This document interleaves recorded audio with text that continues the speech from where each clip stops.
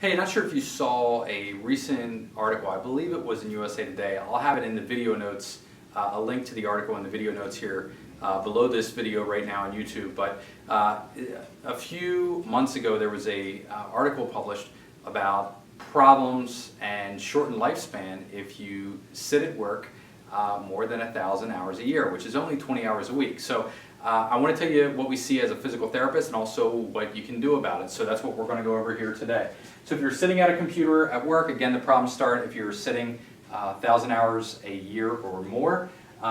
Three biggest problems that we see in physical therapy are neck pain and headaches, shoulder problems, specifically impingement on the rotator cuff, so shoulder pain like right in the front here, and also mid-back pain, which is up between the shoulder blades. Now, what happens, the typical syndrome, when you're working at a computer, if you're there right now and you're watching this, so what happens is the computer kind of sucks you in. So if this is good posture, where your head's above your shoulders and your mid-back, what happens is, as we sit in front of that computer, our posture breaks down, our head falls forward, and our shoulders get rounded, and that creates problems. Again, it's neck, shoulder, mid-back problems. So three things that you can do. One is you can take a standing break. So some of the best clients that I've ever worked with, what they'll do is they'll set their screensaver to go off, whether or not they're using their computer. They'll set it off to go off every 2 hours. So they'll never work more than 2 hours consecutively without standing up and walking around, taking a bathroom break, going to get a drink of water, something like that. If you want to step it up a notch from there, you can actually get a standing desk, which is what I use to work on every single day now.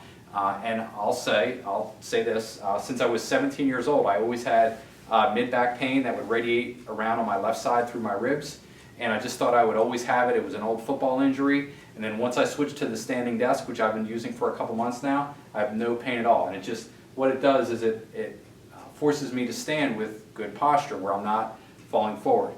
Much easier to sit with bad posture than it is to stand with bad posture. So that's number one, standing break. Step number two is just be aware. So again, the few things that happen if you're working at a computer are: one, your head falls forward, and if you're working in an office, just look around at your coworkers. So be aware of what happens. So head falls forward, shoulders get rounded, and also there's like a hunching effect where the shoulders come up and forward and get rounded. So you want to be aware of that. And step number three is I just want to give you two basic exercises that you can do at your desk. Number one, and these are great if you're doing it during your standing break, but if you have to do it from your seat, that's fine. But number one would be just to squeeze your shoulder blades down and back. Okay? So you're bringing your elbows down and back, you're doing a 5-second hold and relax. Just do that 10 times.